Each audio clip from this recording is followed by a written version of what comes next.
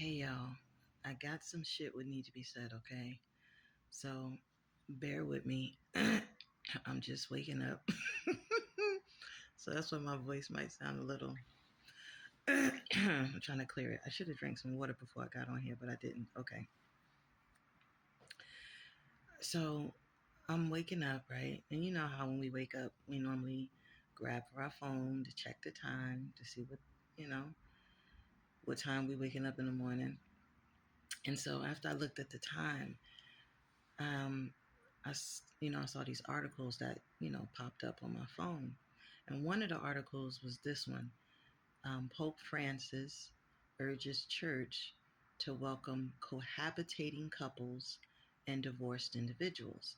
Now, when I first read that, y'all, I didn't even know that the Catholic Church denounced cohabitating couples and divorced individuals.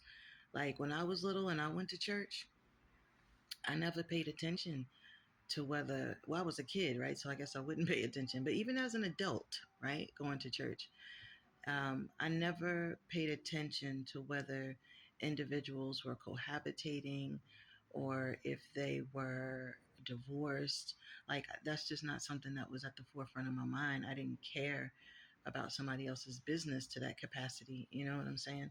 And so, but I also never went to a Catholic church. My dad did growing up, but I personally never went to a Catholic church growing up. Growing up, I went to my grandmama's church, Willie Mae. Her church was a Methodist church. So I went to a Methodist church basically all my life growing up. And then when I became an adult and started, questioning things within the church and kind of becoming curious about other faiths and things like that, I found myself at the Baptist church as an adult, right? And then I was a part of a Baptist church community. But like I said, even then, all of that stuff wasn't at the forefront of my mind. I'm not used to anybody preaching about stuff like this being against rules.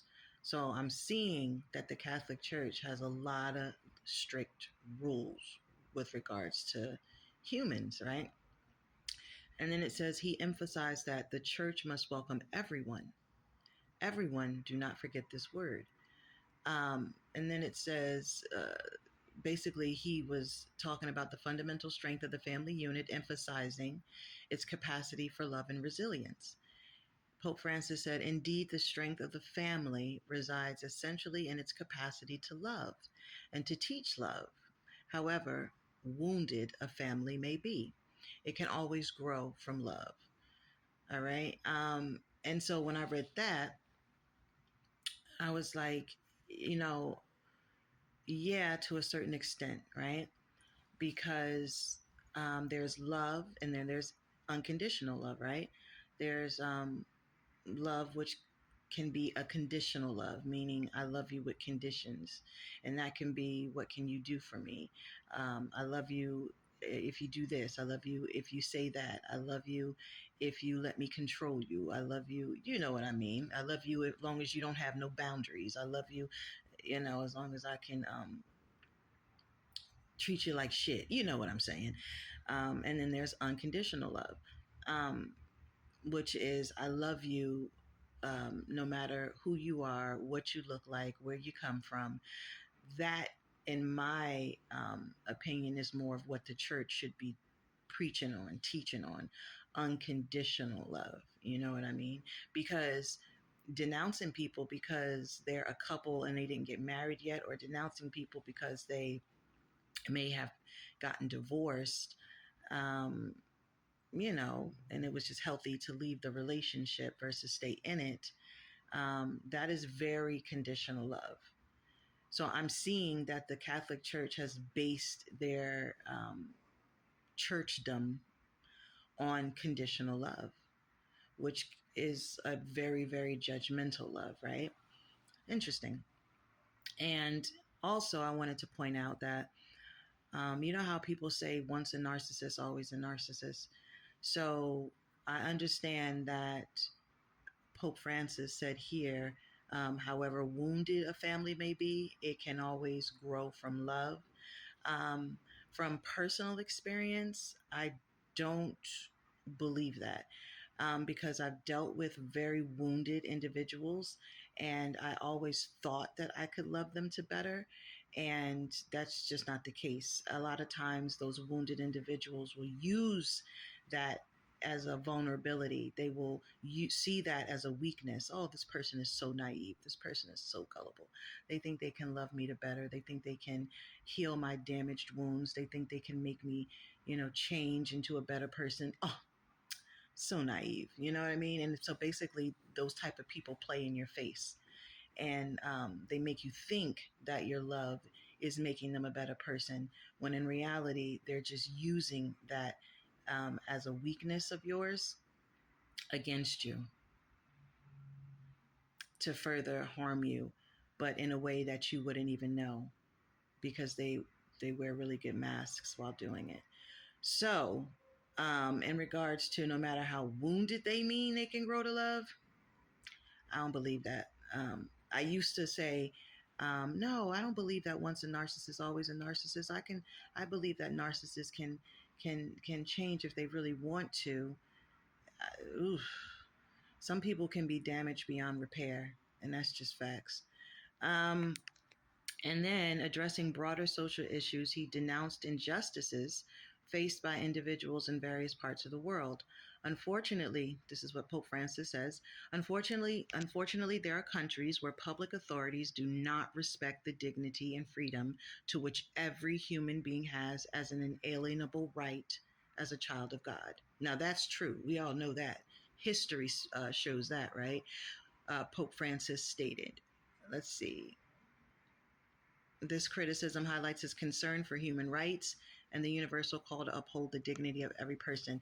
He also, below that, he also spoke on women's rights and how he understood that women are subjected to certain subordination and limitations and forced to do things or be a certain way, or against their will. And so Pope Francis was basically teaching about more empowerment of women within the church, and within the society as a whole, which I think is great. You know what I mean? Because a lot of times women do get the short end of the stick. A lot of times, I mean, history shows that, right?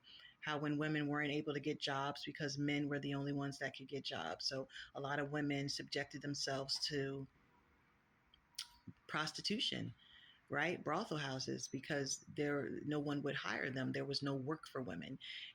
The single women, not the married women, right? Because the married women were taken care of by their husbands, who were the provider, right? That's where the control comes in, right? That's where that conditional love part comes in, right? But the women that were single, they were subjected to prostitution and brothel houses, because there was no work for them. This was like back in the day, right?